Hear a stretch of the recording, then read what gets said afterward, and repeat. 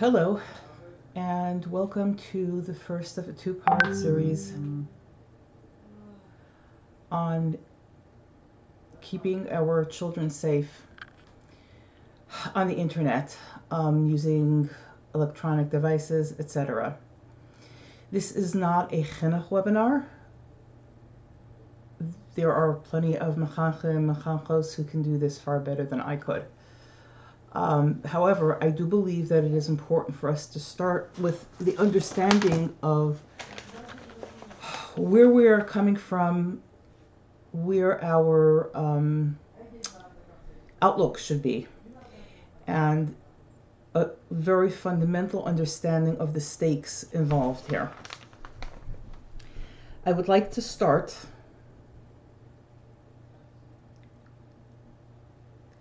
with an interview, well, not the whole interview, but an excerpt from an interview that the Novominsker Rebbe, Zecher Levracha, gave 10 years ago.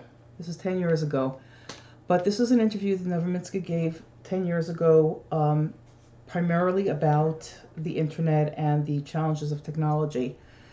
And his summary of the issue and of the stakes involved are as profound and as succinct as anything I've ever seen. And I think it is very worth our while to just give a look at that as a starting point for everything else we do. So the question was about using the internet, not using the internet. 10 years ago, people still thought, well, maybe you could manage without whatever. And the Novominsker was actually quite emphatic that this was just not, the internet is basically here to stay, at least for the foreseeable future. But then he said something very, very interesting. He said, so what did the Ribbono Shel Olam do? He made Yiras Shamayim more difficult. And this is the words of the Novominsker. He actually spoke in English. Technology is full of nisyonos that are very difficult to overcome. Years ago, the telephone was just an instrument to be able to communicate. With tape recorder, you could hear shiurim. Today, on a computer, you can hear all of Shas, but the next button leads you to Gehenna. You can press one button and you have all the Rishonim and Acharonim. You have an entire encyclopedia of Talmudic knowledge on the internet today. But if you push the next button, you're in Sheol Tachtis. Make no mistake about it. That's, in my opinion, Mitzke doesn't need my approbation, but it is such a good and insightful view of the issue that faces us. These tools are phenomenal. They can do so much good. We can do so much good with them. However, if we do not use them carefully, if we are not mindful of what it is we are doing and how we are doing it, we are asking for trouble, basically. I will read one other thing that he says, because at the end of the day, it doesn't matter what filters you put on your kid's device or even on your own device. The most fundamental thing is our approach. The technology, the filters are hugely important. I'll get to that in a moment. But nothing is going to help us if we are not approaching it from the right place. And again, just, one paragraph, what he said. The tools are Kirvas Elikim and Yiras Shamayim. This is a great challenge to Mechachim, how to train towards Yiras Shamayim, to make people understand, to make the young generation understand that Kirvas Elikim is something that should be uppermost in people's lives. You have to bring the Ribbono Shel Olam back into your lives every moment of the day, not only when you learn the Gemara. Again, I'm not going to expand on this any further. There are plenty of mechanchim who can talk to this, how to do it, etc. But this is the key to everything else. There is no point in putting a filter if the Yiras Shamayim isn't there. So I'm going to assume that the fact that you are here means that you understand that you need Yiras Shamayim. But it is important to state that explicitly. You cannot use technology as a band-aid. Okay. Having said this, and I will say this more than once, getting on the internet without a filter, without security, without safety in place is pretty much like getting into a car without a seatbelt. Handing a child an unfiltered device is like putting your toddler in the back seat of your car without a car seat, without a booster, without anything. It is inexcusably and irresponsibly dangerous. Okay, so having given that background, it's important to understand that what we're talking about in these two sessions, and hopefully maybe we'll have other ones, but for the moment, these two sessions are about one piece of a larger puzzle, okay? Safety on the internet encompasses a number of pieces, and there are two axes that we're looking at. Well, not two axes, one axis and various pieces in that axis. So the first thing is we are looking at not all types of safety things, but specifically how do we limit our children's and ours, to be honest, exposure to material that is damaging to their health, beruchnis and begashmis, their spiritual and material health. Okay. There are a number of terms for this. You know, the title here mentions filtering, but really filtering is part of a larger constellation of larger array of tools. And I'm going to be talking about the wider, not the entire set of tools, but a wider set of tools called parental controls. In the business world, it's called device management, but in the space for parents, for machanchim, we're talking about what's called parental controls. They don't only have to be used by parents, obviously, and many parental controls are things that truly aren't only for parents, especially filtering. So that's the first thing to be aware of, that we are only talking about a segment of all of the possible things that really should be in place. Just like I mentioned, seatbelts in a car, that's not your only safety mechanism. There are brakes, there are airbags, etc., etc. The other thing to keep in mind is that what I am talking about in this session and the next is what we call the passive safety.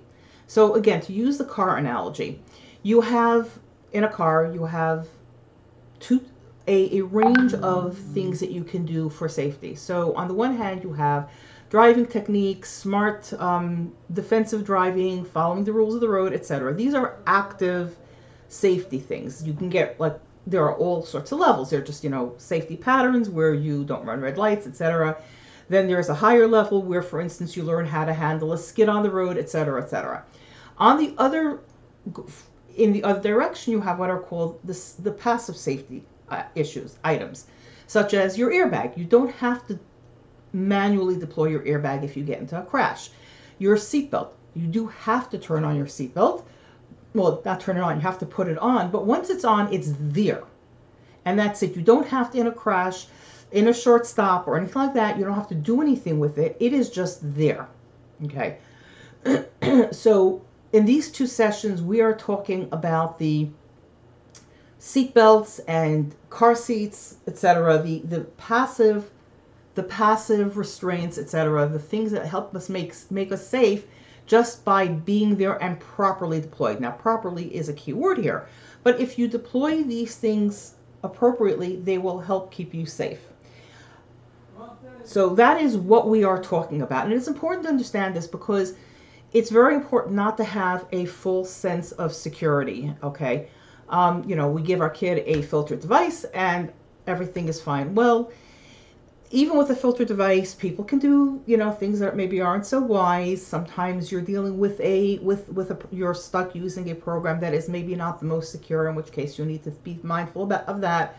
And what happens when your kid leaves your house, right? Without that filtered device and goes to a friend's house, who maybe it isn't filtered, or maybe they get a little older and they manage to put together some pocket money, or they go to the library or whatever.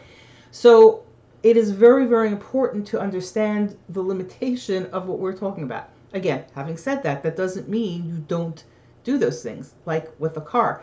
If you really want to be safe in a car, you also have to drive properly.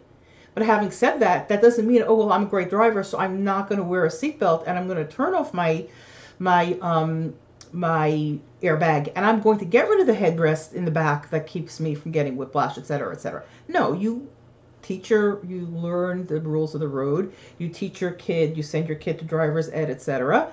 And you also absolutely always put on that seatbelt, and you make sure that your airbag is functional, etc., etc. So the two things are not mutually exclusive. Okay. So the the first item I'm going to really touch on very, very briefly, because it's not really the kind of filtering we're really talking about here, and it generally isn't seen as part of the parental controls, is something we call spam filtering. This is specifically about email and messaging, but primarily email. And the there are two reasons why spam filtering is deployed generally. One is just a pragmatic thing. There are a lot of fakers and criminals and just not very nice people who will flood your inbox, and then there are the advertisers and all this other stuff. And if you don't filter that stuff out, you can drown, and it's just there are all these scams and whatever. To give you a sense of the scope, I do not really check the statistics on my personal account. But at work, we have a high-end filter that manages the spam filtering for approximately 200 people.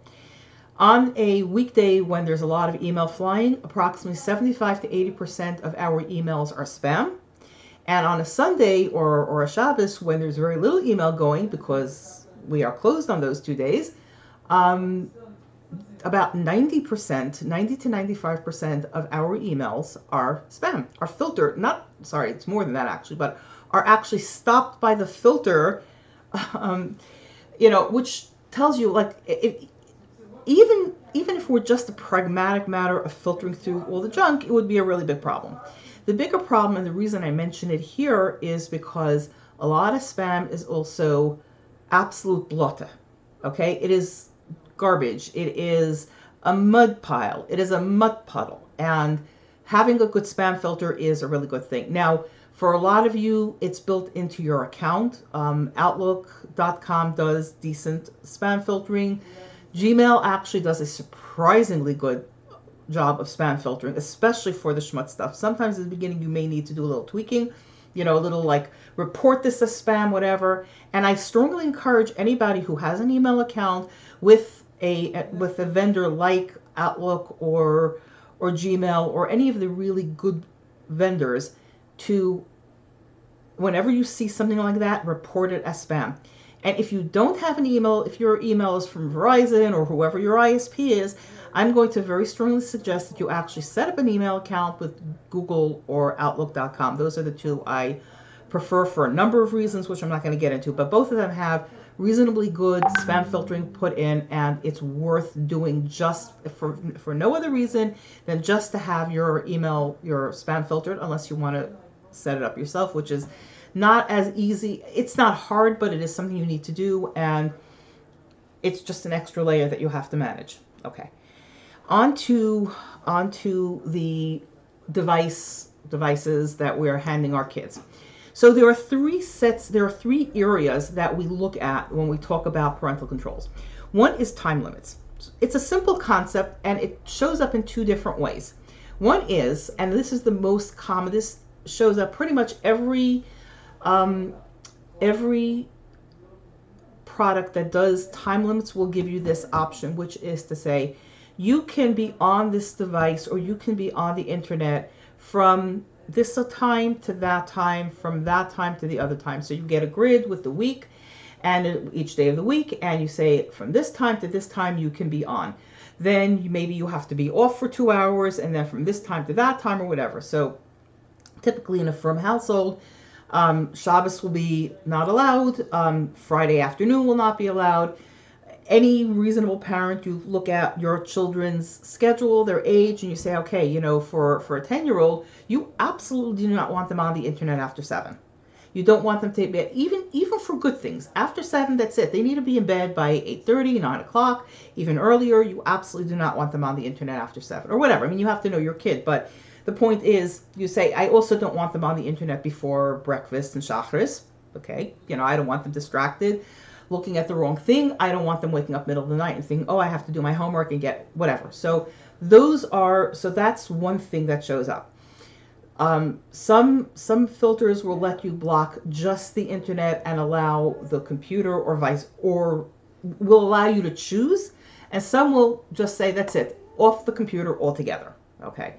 And depends on what it is you're concerned about, how important that is. In most cases, it's an all or nothing thing. It's get off the computer or not. On computers, that's generally good enough. For smartphones, it's nice to have the option to say the phone will be usable, but none of the apps and none of the internet will be usable, so that there may be depending on the person who's for, that can be a useful feature. It's not something that I would consider make or break, but it is something to think about. The other thing that some products give and some don't, and again, I wouldn't call it a make or break, but if those were if that were the only difference that I had to choose on, I would choose a product that has the second function, which is that it allows you to put a cap on how much time your child can spend on the computer or on the internet. So you're going to say that on Monday through Thursday, your child can be on the internet between 9 and 5 o'clock. Okay. And 5 o'clock is supper. After that is all the other stuff, the family time, etc., etc. You don't want them on. Okay. But you also don't want them on the internet for that much time. You don't want them on from 9 to 5. They don't have class from 9 to 5. They don't have class plus homework plus everything else that needs to take up that much time. Okay. So you're going to say, okay, this is the window, but my child does not need access to be on a computer for more than 3.5 hours. So some products will allow you to say that besides creating that schedule, also you do not get more than X amount of hours, whether it's early, late, or whatever, within that window. Once you hit that 3.5 hours, for instance, you're done. Now, because you can actually cap the amount of time each child has time, it's one of the reasons, not the only reason, but one of the reasons that you create a separate profile for each child. What's a profile? It's like your login to the computer, or on a Chrome or Android tablet, you can have different users. Okay, so there's a profile for each user, and what that means is if you have a product that lets you actually cap the amount of time each child spends, you need to be able to separate each child's time, because if child number 1 spends 2.5 hours, then that leaves your other 2 kids with a half an hour total. That doesn't make sense. So if each child has their own, so you say, okay, child number 1 and child number 2 each need 3 hours. So each one has their own pot of 3 hours, and there never has to be a worry, well, why is she on or whatever. Each one gets their own pot. They don't have to worry about the other. You don't have to worry about allocating. It's done within that system. So this is actually a very, very useful feature. The second thing is what we call app management. Okay, this is where it's not really easy to do on a. Well, that's actually not true. It's not easy to do with the built-in controls of pretty much any platform.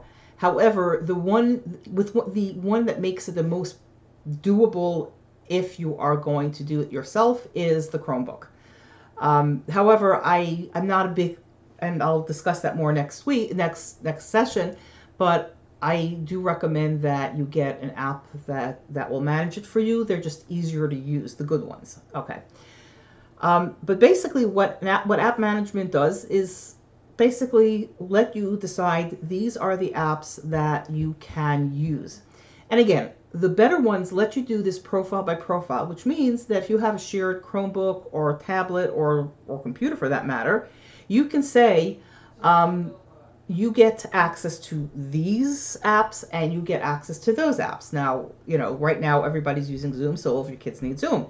But if your one of your kids is doing Google Hangouts or Google Meet for school or Google Classroom for that matter, and the other kid isn't, you may not want to give them that functionality because why? Again, it depends.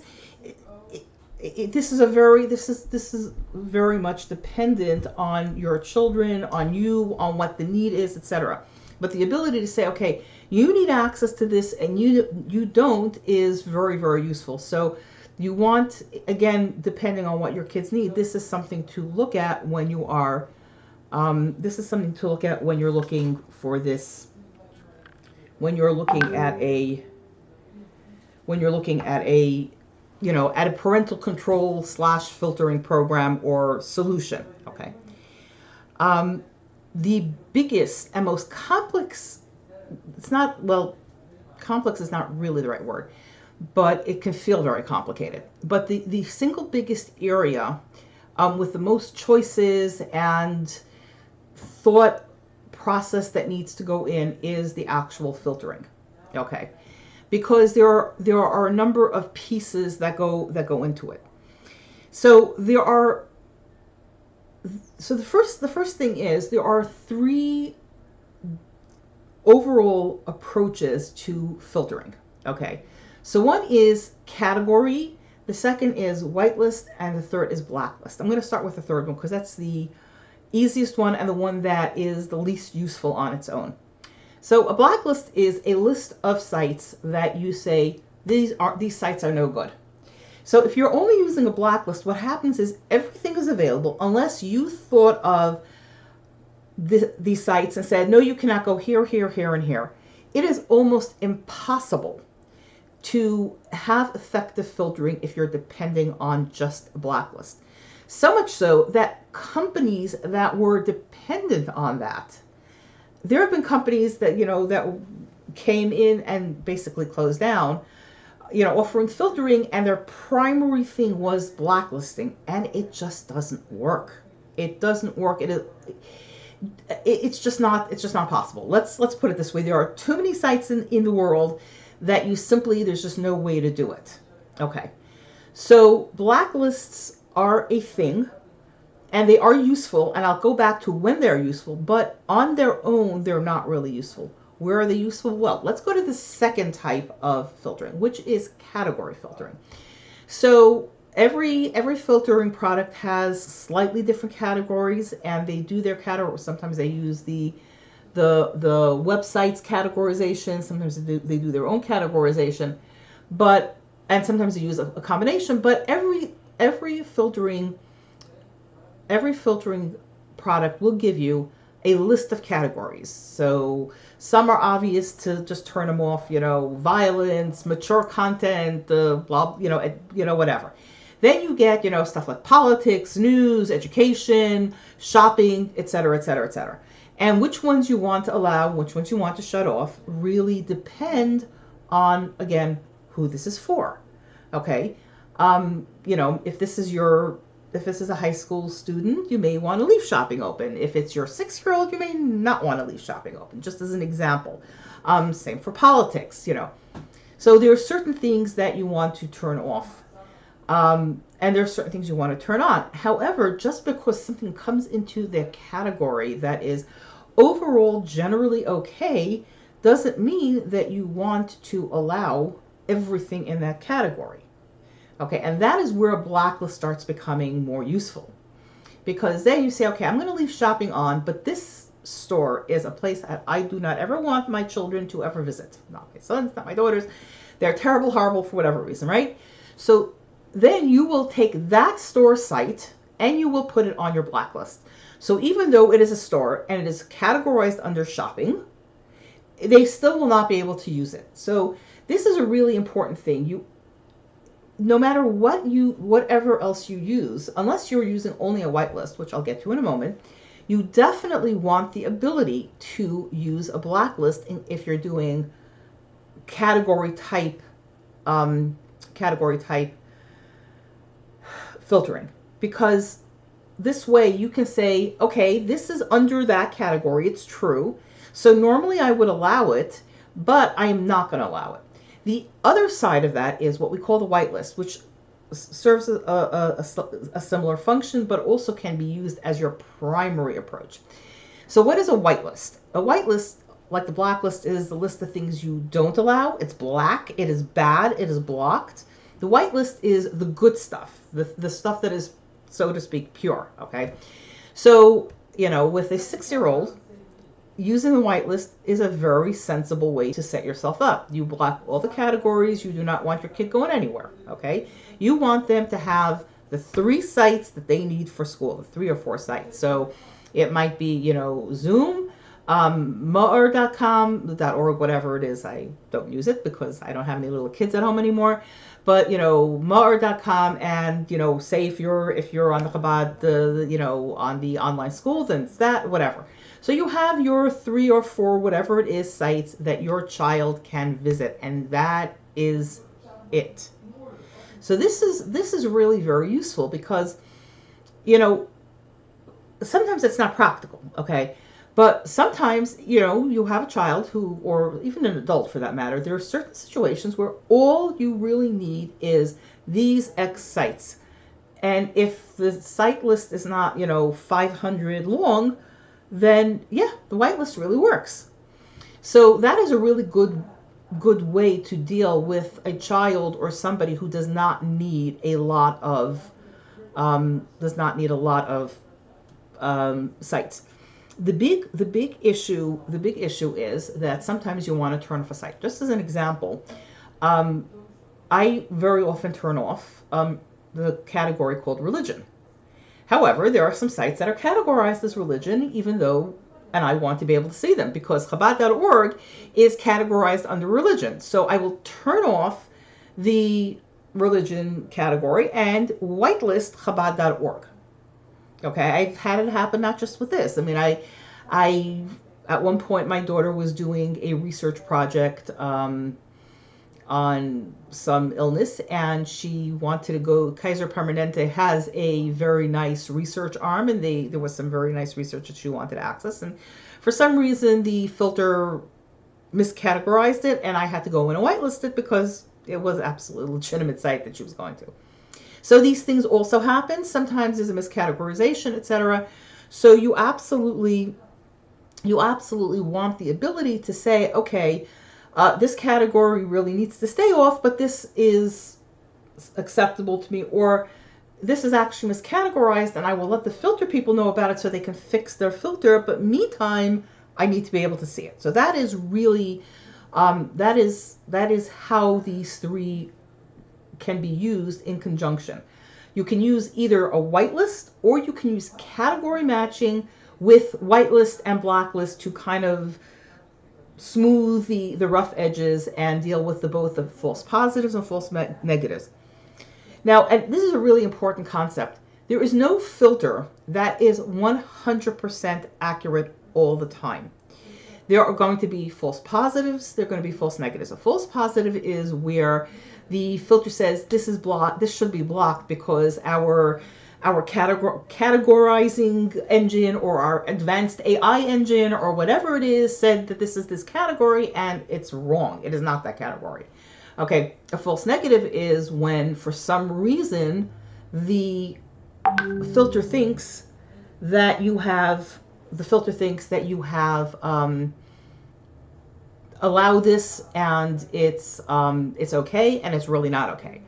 And again, so this is why you don't ever really want to give a very young child, or even I would say a 9 or 10-year-old, and totally unsupervised access to even a filtered device. You really want to just keep an eye on things because there are going to be mistakes. Things are likely to happen. So that's kind of important. But also, that's the reason why you need the ability to do whitelist and blacklist when you cannot do only whitelist. Okay. Another thing that crops up now, and by the way, the accuracy rate, when if you hear 96% accuracy rate, that sounds fantastic. It's not. You really want something that has an accuracy rate of 98%, and you have to look at, is it 99%? Only 1% false negatives, but 6% false positives, or vice versa, because then you still have a fairly significant problem. Okay. Whereas if you've got 98% on both, then that's what you really, really want. That's what you're looking for. Okay.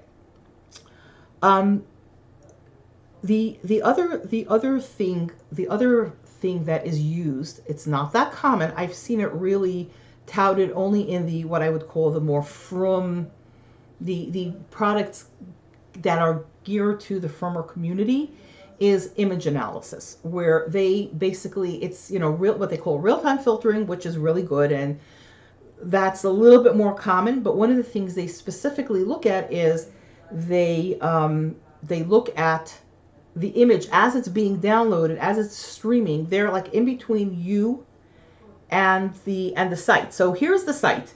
Here's your computer. The site is sending information to your computer, and they're sitting right here in front of your computer looking at this stuff and saying, I don't like the looks of this image. Okay?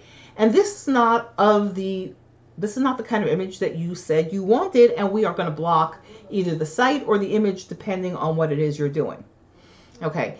Now I'm going to say that all other things being equal, I would go with a product that does image analysis over one that doesn't. But there are sometimes other factors involved that make a product that doesn't have it, a better choice. Image processing is not your biggest, is not the most important thing. Accuracy and ability to control what your kids can see and do, and the ability to do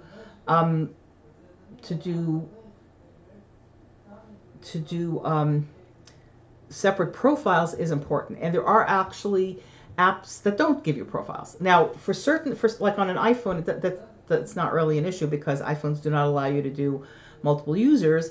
And on Android phones, it depends. Android phones, to a certain extent, work on the assumption that it's a single user, but the current versions of Android do allow multiple users. And so if you're going to be sharing a phone, you really want to set it up that way, and then use separate profiles. So this is something that really needs to be thought about.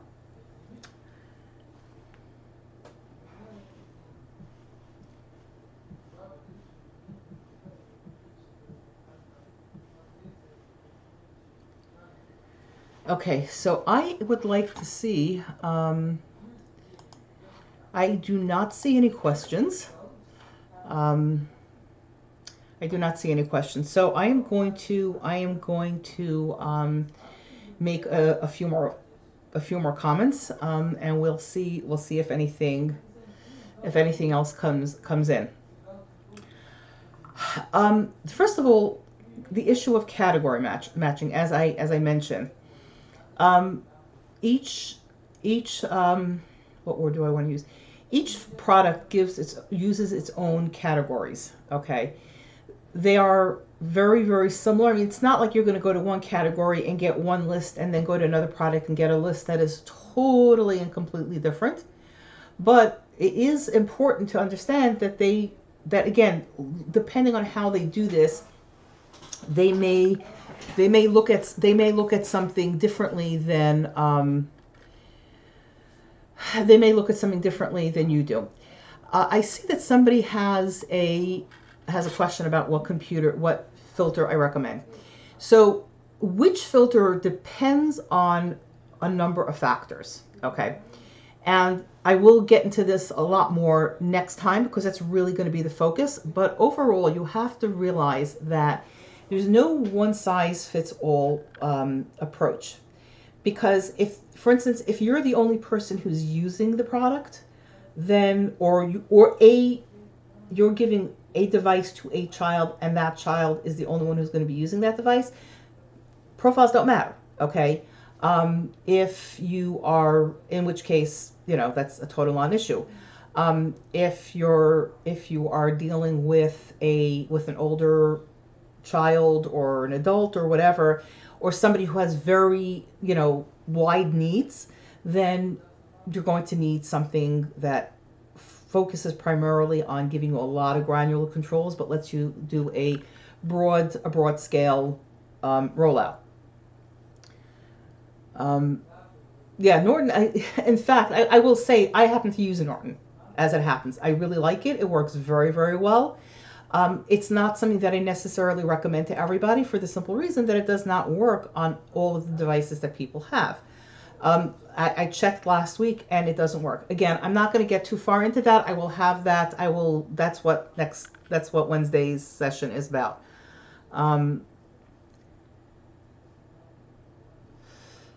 So the issue of how do you protect Chromebooks versus personal devices. This is why I was talking about the issue of profiles.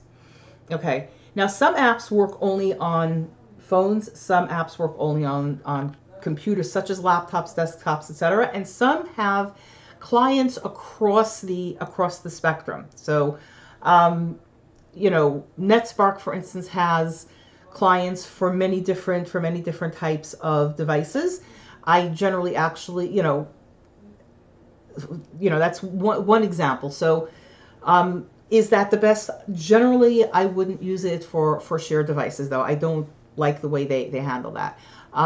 If you have Chromebooks, you're going to be limited to device. You can now there are actually two approaches to this. Actually, one is you can say I'm going to have a different product for these devices and a different product for those devices. Maybe for Chromebooks. Chromebooks, interestingly enough, have the best parental controls that you can get without purchasing a product. So that's pretty impressive. I don't generally recommend it as your first line because it's not that easy to set up, but it's actually surprisingly good. It's surprisingly powerful. So you could say, okay, I'm going to use this product for these devices and that product for those devices. For instance, if you really want the image processing, most of the products that do image processing are really intended for personal devices. So you could decide that, okay, I want the image processing, I'm going to put that on my personal devices, and then I am going to use a different product that doesn't do image processing on my other devices. So that's really the really big question is, what do I need to protect, and am I comfortable using different tools for different devices, or do I want to use one tool for everything? Now, to talk specifically about laptops, the key, obviously all the general stuff that we were talking about, the most important thing for a computer such as a laptop, a Chromebook, a desktop, a Mac, whatever, it doesn't really matter, that may be shared, okay, is that you have the ability to use separate profiles. It is crucial because otherwise you're going to set up one profile that has to work for everybody, and that's going to be a headache. What I do and what my kids do are two different things. Okay, my kids are adults, so, several of them are married. But when they were younger, there was no way I was creating a similar setup for them. My schedule, for one thing, was different. I wanted my kids off the computer by 9 o'clock. I got a little bit later as they got older, but even at a point where I was, but even at a point where I could say, okay, you could be on, say, till 10 o'clock, I was still filtering very, very heavily. But, because you're talking about what, a ninth, a 10th grader? I absolutely, I'm not allowing a 10th grader to have the kind of access that I would give an adult. Which is not to say that adults shouldn't filter. Again, I have a filter on my own, on my own account. That's the first thing. On every device, on every computer, on every anything, a filter goes on there. A filter goes on there, and then I add a few other layers, such as ad blocking on my browsers. So because even on appropriate sites, the ads can be a little hair raising, and so I filter. I do that. I have image blockers, etc. So there are a lot of other pieces you can do, and that would be, generally speaking, my recommendation is focus on a good filter that can let you do separate profiles for different people, so you can allow your kids, for instance, to use your computer. You have your filter that's with a somewhat lighter touch than for your children, which is going to be much more blocked down, and then add a layer so if your kid is using the browser, say, to go to for whatever reason, you're also going to put one of the add-ons to the browser that lets you block ads, that lets you block images, etc. And I do that for myself, and do that for yourself as well. If your kid doesn't need a browser per se, or again, you have a very tight whitelist of sites that you're not worried that they're going to be ads on, say, if all they're doing in the browser is going to the Google Classroom that their teacher set up, then you don't have to worry about that. So that's the really big thing that you need to be keeping in mind when you're thinking about a computer. And I will say this. I mentioned this to somebody earlier today. We are lucky that this is, a few years ago, it was much, much harder. You didn't have as many choices, and the tools were not as good. Because this is not just a ruchnistic problem, this is a problem for parents across the world, because, even if you're not worried about, Kedusha V'Tara, there's just so much out there that is so dangerous for kids. That that's why it's called parental controls, because even people who don't see this as a fundamental problem, etc., realize that this is not appropriate for kids. It's not safe for kids, it's not healthy for them, right? So that's on the one hand. On the other hand, you also have the issue that businesses don't want a lot of this stuff in their networks, in their offices. It creates its own set of problems. Even again, they say, what you do in your personal life, I don't care, but it doesn't belong in my business. And sometimes, again, it's not even about schmutz, it's about other things. So businesses also have this really, strong incentive to control what happens in their space, and therefore, so because of this, the tools have improved immensely. There's, tons of research, a lot of just improvement. So the competition has really improved all of the products, both those that are geared to the general world and those that are geared to the Frum Olam, but also the research and the proving of what is possible to do has also improved the products, because it's just, the tools are just a lot better. But we have to use them. You have to use them. You have to think about this. You've got to deploy it. You have to think about how you deploy it. You cannot necessarily use the defaults. I don't care what product you're using. You cannot necessarily use the defaults. You have to know your kids, your family, what's going on, and go from there.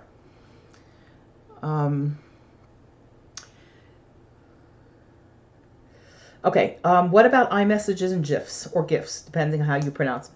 Yes.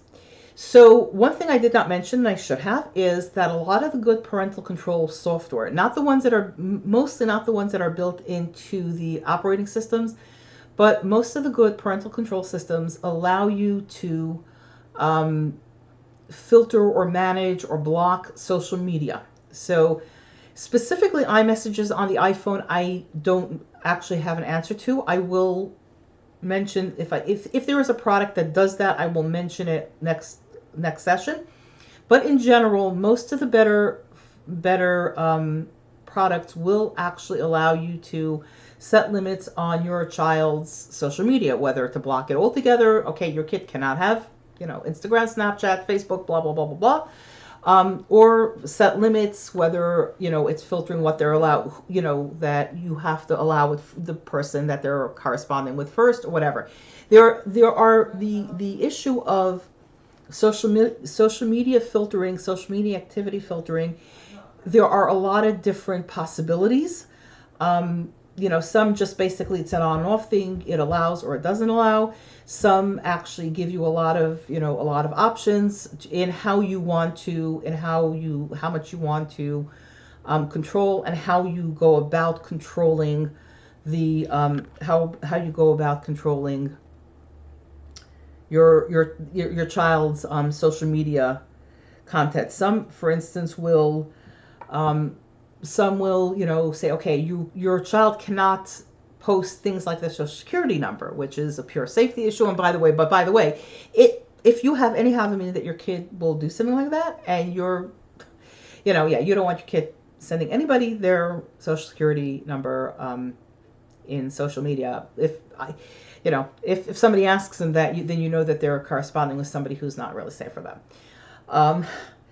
As far as the GIFs, generally speaking, again, it depends on how the product is configured, but that's generally going to be something that is going to depend on the image analysis. And I am not sure, honestly, I'm not that sure how well they handle GIFs, because GIFs can be a little funny. It depends on what they are. I mean, obviously the obvious stuff, of just somebody who's, say, not, appropriately dressed, et cetera, et cetera. Those generally they should handle, if they should handle as well as they handle um, any other types of images. I'm a little more concerned about emojis and those kinds of things, which can also be inappropriate. And again, this is one of the reasons why why you don't want to give, especially a younger child, just total unsupervised access. Talking about unsupervised access, there is one other thing that really is important to think about. Some of the products do give you reporting. Either they'll send you reports, or you can log into a console and see on the activity of everybody. And again, depending on the product and depending on the level that you purchase, because some have different levels, they will give you more or less detail. Some products do not give you any reporting. Interestingly enough, the products at least two of the products that are geared from Eilem, that are very, very heavily recommended, do not give you reporting, and I really don't understand why. And I will say, I am not with older kids. Okay, if you're talking about, say, a 12th grader or a 16, 17-year-old, I would use the reporting a lot. I would be a lot less likely to use the reporting. You want to give your kids a little bit of space, unless, again, I say a lot less likely. I don't say never, because you have to know, again, your own kids, whatever. And in any case, at any age, if you are using the reporting, your kids need to know that you're doing this. You do not do this in secret, because one of the main reasons to do the reporting is just, like the same idea, like WebChaver or whatever. Your kids should understand that there is actually, even if nobody's in the room, that there's actually some supervision going on. And it's not as good as having you in the room, but it means that there's somebody who can see what you are doing. So there is that. It's not again, depending on your particulars. It's not necessarily something that I would absolutely say, no, I will not do this. Yes, I will do this. And again, it depends on how you're going to use it also. If you're really locking down, say if you're allowing a child on a device and you're really locking down their access very, very tightly, the reporting becomes less of an issue, because there just are less chances for the child to get into trouble. Okay, and even the ones that don't give you a lot of reporting do give you some reporting. So like if the kid managed to turn off the filter, it will let you know. They all have that level of, your kid managed to hack this. So, again, a lot depends on the specifics of your situation, but it is something to be very mindful of when making a decision as to what you are going to use on your devices, whether it's a phone, a personal device of some sort, or a shared computer.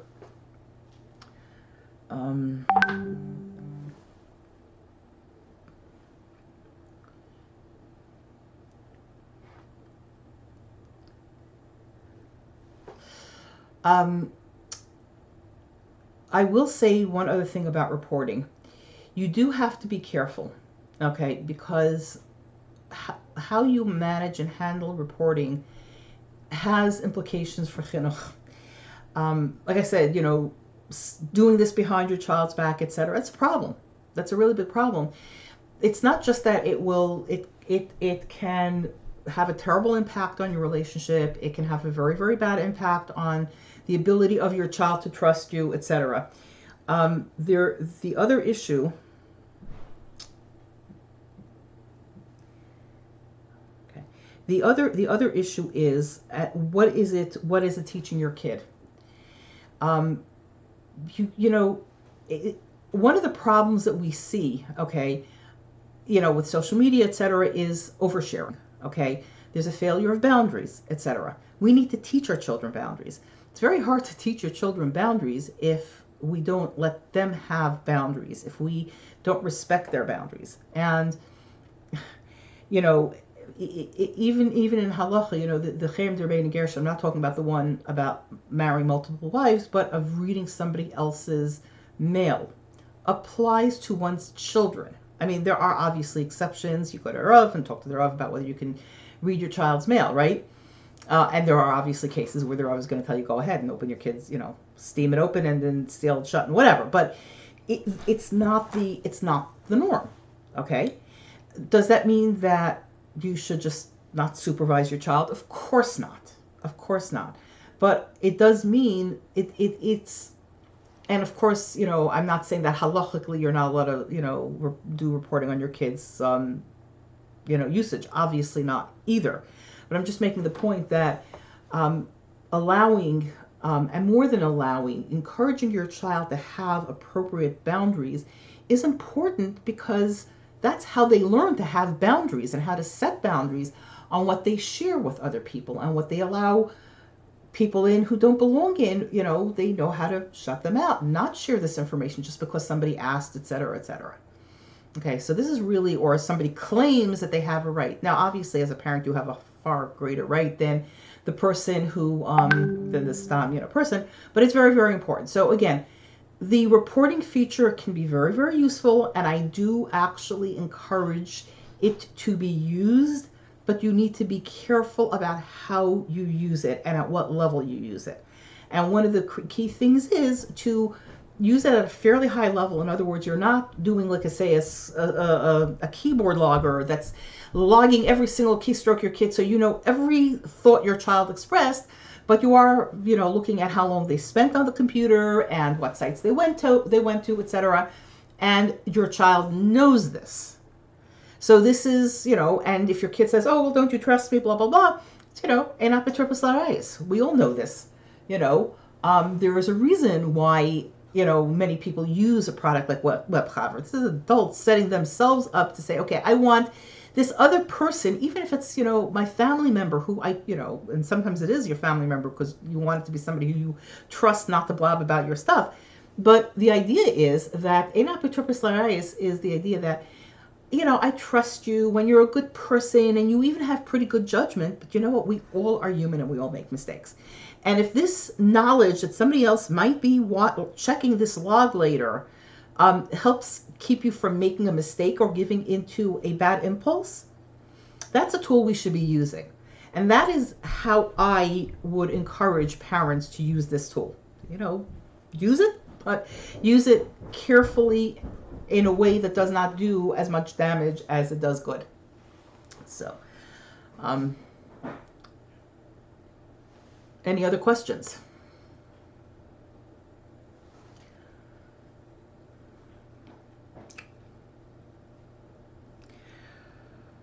Okay, so I'm going to wrap this up then. Timing looks pretty good actually. And I'm just going to make a comment about, again, on a high level. It is important to set these things up as well as possible, but it's important to understand two things about filtering. The most important thing is there's no such thing as a free lunch, okay? Getting this done right is always going to require an investment. Usually it's going to require an investment of money and time. Occasionally you can do this without investing money, but it's going to take a lot more time and effort on your part. Okay? On the other hand, don't think, oh, well, I'm going to throw money at it and I'm going to be able to not spend any time. It doesn't really work that way. Yes, using money will help you spend less time, but at the end of the day, it's just not, it's like you have to still put on the seatbelt. And if your kid is taking the car, you need to know, where they're supposed to be going and etc. Car analogy isn't quite that good, but this is an issue that is not cost free. And like I said, the cost can be money, it can be time. It's usually a little bit of both. And and I get the budgets are tight. I really, really do. But it is very important when you budget for the purchase of a device that you explicitly budget for the cost of the filtering that you're going to need to do. Some filters are much more expensive than others. Some are a cost actually can be interesting because some filters look more expensive, but they actually, if you have if you have a large family, then the more expensive filter may come out less expensive, because you can put, say, if you need to put 10 people on a filter and that filter costs you $100 a year, then it's actually less expensive than the $30 filter that requires a separate license for each person. On the other hand, if you're only using it for yourself, as an example, or for your child, because everybody else's stuff is filtered differently, then it makes sense to go with $30 filter because you only have the one device. So and I'm a little bit, my numbers are a little bit off here because they keep on shifting. Every 3 months the prices change. But that's the kind of thing you have to look at. Which one gives me the best cost? But you do have to factor that in when I decide, okay, I want to get a new smartphone. What's it going to cost me? And how much can I afford, right? So if my budget is $250, then I need to say, okay, do I already have a filter that I can transfer from my existing smartphone to my new one? Fine. If I do not, then I can only spend $250 minus whatever the filter is going to cost on the actual phone, because the filter is part of the cost of having that phone. And that, by the way, is true not just for your kids, but for yourself. Whether it's a computer, whether it's a Chromebook, whether it's a personal device, a shared device, it doesn't matter. If that thing is going to be in your house, in your use, in the use of your children, you must have something like that in place. It's like saying, well, I want my kid to ride a bike and I can't afford a helmet, so I'm going to let him go without a helmet. Well, you know what? That's a really, really bad idea. Okay? This is worse than, by the way, letting your kid ride without a helmet. It's literally like letting your kid get into a car without any sort of restraint. It's like you getting into a car without a seatbelt. And if anybody has ever been rear-ended or had a skid on ice, you will understand why I use that analogy, because seatbelts literally save lives, and filters literally, they're not foolproof, but they literally save souls. They really do save neshamas.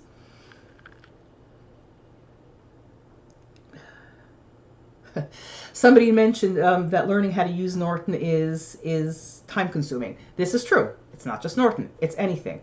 This is why I say that even when you spend time to make your life easier, you're still going to have to, spend money to make your life a little bit easier. You're going to need to make an investment. I will, by the way, talk about tag on Wednesday. It's not a 1 minute discussion. There is, that falls under the category of products, kind of, sort of. Though this discussion about time versus money plays, is a background for that. I will talk about tag and services of that nature. But that's not really, like I said, that's not really for now. Okay, so somebody asked me about filtering through your router. That's great, except for one slight problem. Well, for two problems. One is that only really works if you either have a router with quite a bit of capacity, or you have and everything can go through that router. If not, then it can get a little bit tricky to make sure everything is filtered. Okay. The other problem is that can work reasonably well. Say you have two computers and one, that stay in the house, they don't go anywhere, and you're filtering through your router. If it's a phone, if it's a laptop, if it's a Chromebook, that can be taken out of the house or gotten onto somebody else's Wi-Fi, and guess what? Your filter doesn't work anymore because you're no longer on that router. You want something that's tied to the device, so that, again, if it's a desktop is one thing. If it's something that stays in your house, that you can guarantee stays in the house, nobody's picking up a desktop with the monitor, putting the monitor under one arm and the desktop on the other arm and finding a plug somewhere, and plugging it in. But they can definitely, walk out with that laptop. They can walk out with that phone. So this is something that you absolutely need to be thinking about. You cannot assume that your child or somebody will not take that device out the door. Even if they're not supposed to, doesn't mean it won't happen. So that's one problem. The other problem is filtering through your router generally is more difficult and more more expensive, more expensive than the software products. Okay. At work, for instance, I actually do have a hardware filter. It's part of, we have this very expensive, elaborate firewall threat management, infrastructure, and part of that is our filter. But the reason that works for us is most of our stuff is plugged into our network, and I am not as worried about somebody taking, a device out the door. I'm worried about what happens in my office. However, the truth of the matter is that for any device that is going to go out the door, I have what's, the business equivalent of parental controls. It's called device management software that locks the device down and locks the user profile down, because they walked out the door. My router, it's actually not a router, on my firewall is not there. So those are the two things you need to realize. One is that most router-based filtering is just not as good. There are some exceptions. There are a few, like for instance, there is a product called the AeroMesh that has, you pay them an extra $80 a year or something like that, and they will let you do a significant amount of filtering. But again, like I said, the minute, but that won't even work for every device in your house. If you have something physically plugged in, it only works for the Wi-Fi stuff, etc. So it's for most people in their homes, it's not a really good solution. Okay, what about timers? I'm not sure I understand the question.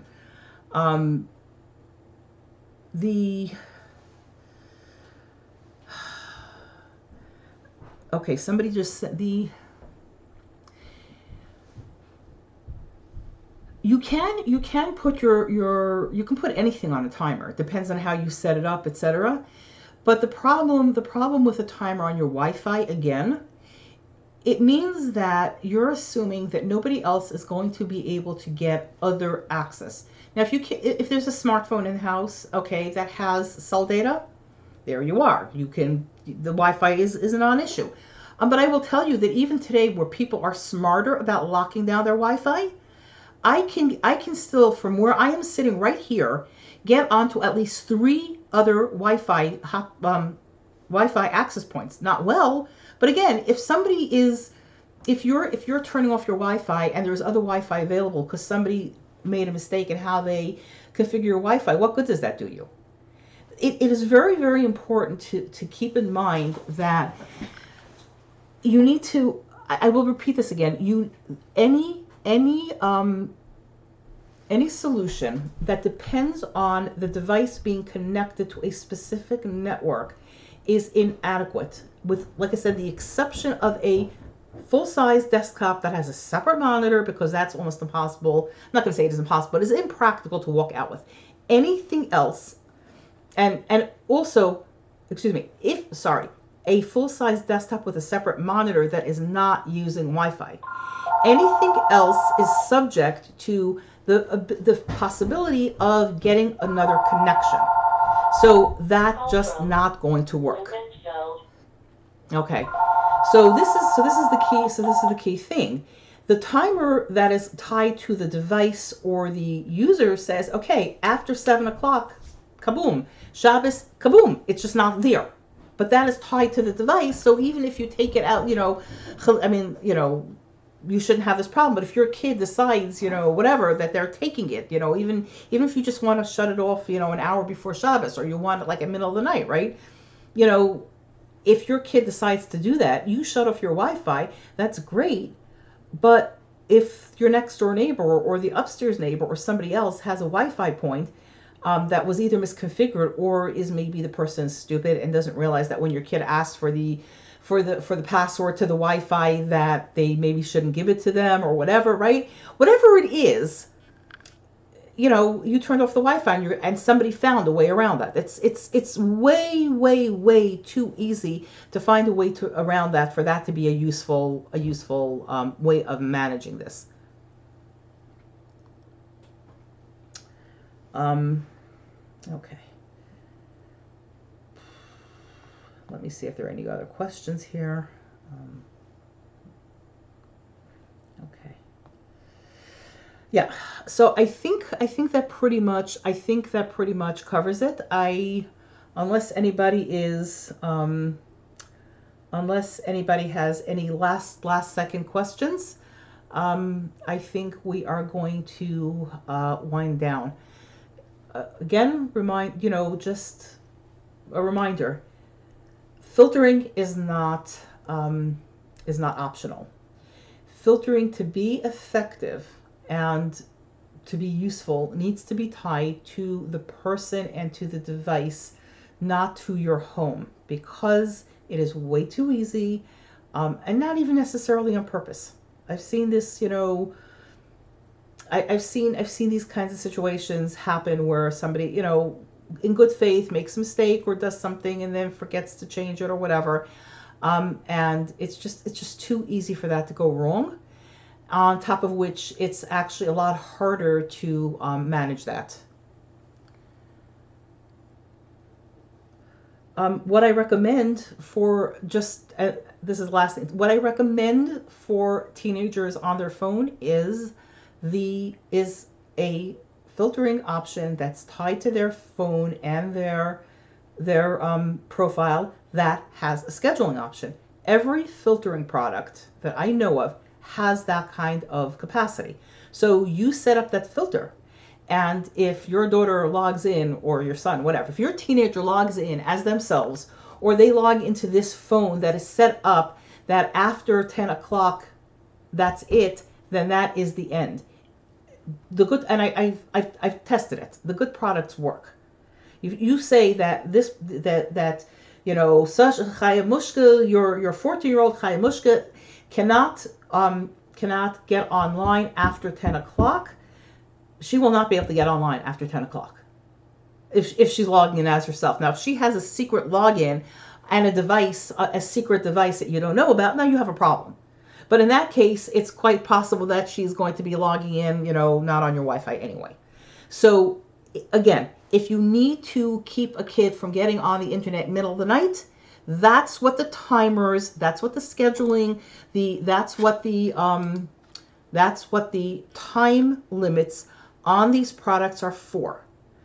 Keep your kids' access within a reasonable time limit. That is what it's for. Use it. Okay.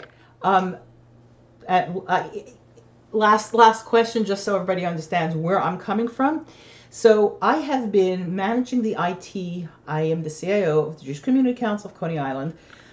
We have 5 sites, like I said, close to 200 users, and one of my big responsibilities is making sure that our networks, our devices, our users are secure, that they don't play any hanky-panky with our devices. And let me tell you, that's a really big issue.